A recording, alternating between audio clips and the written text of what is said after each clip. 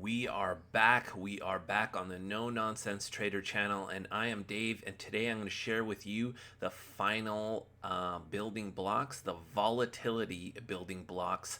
Thumbs up if you like all this stuff that I'm sharing with you. Let's get into it. We're on the blog where everything is located. Of course, I will put the link in the description below so you can get there quickly. We're going to scroll all the way down to the bottom here and see all the other strategy building block styles that you can download. And we will see at the very bottom there is the volatility based for hour 1, hour 4, and daily charts. Here is the recipe of what's inside them. And now you have a total of 7 different styles of building blocks, which will definitely make you some profitable strategies.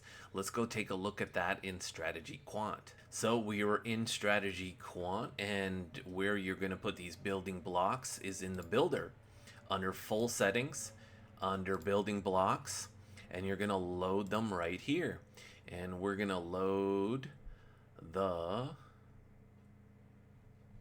volatility, if I can find it.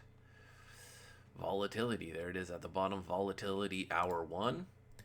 We open that up. Then we go to an hour 1 chart,